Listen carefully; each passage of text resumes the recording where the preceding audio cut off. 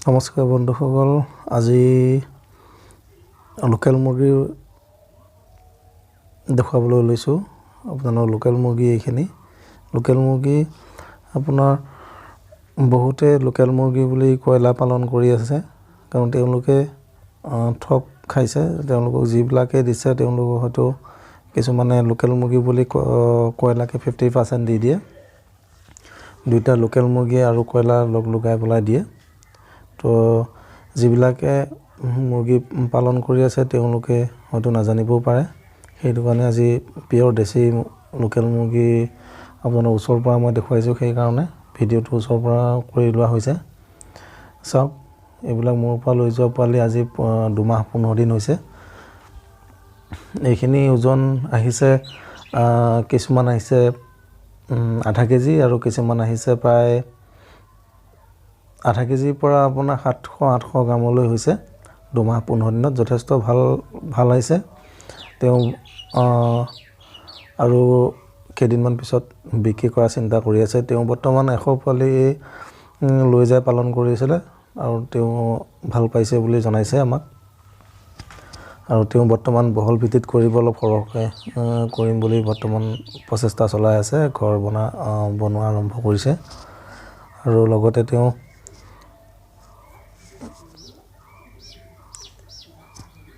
এইবিলাক আশা আৰু তেওঁ এই মুৰ্গীখিনিৰ পৰা ভাল ফলাফল, ভাল ৰিজাল্ট, ভাল দামত তেওঁ বিক্ৰী কৰিব পাৰে যেন।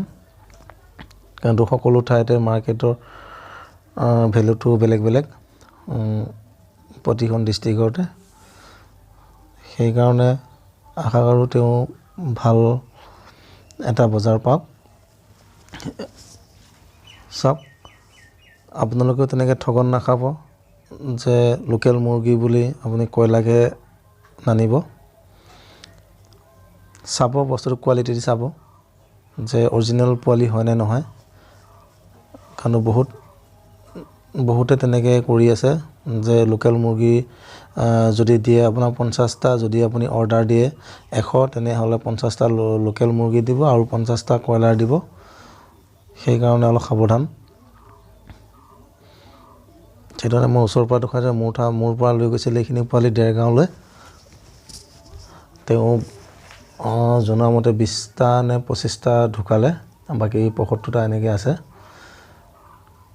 আৰু এইখিনি ধুনীয়াকৈ সুস্থ সবলে আছে, কোনো বেমাৰ আজাৰ হোৱা নাই।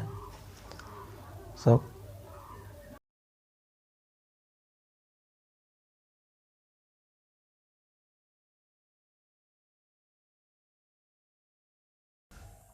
যদি আপোনালোকৰ এই ভিডিঅ'টো ভাল লাগিছে তেনেহ'লে লাইক কৰি দিব আৰু লগতে ছাবস্ক্ৰাইব কৰি দিব, লগতে বেল আইকনটো দবাই দিব।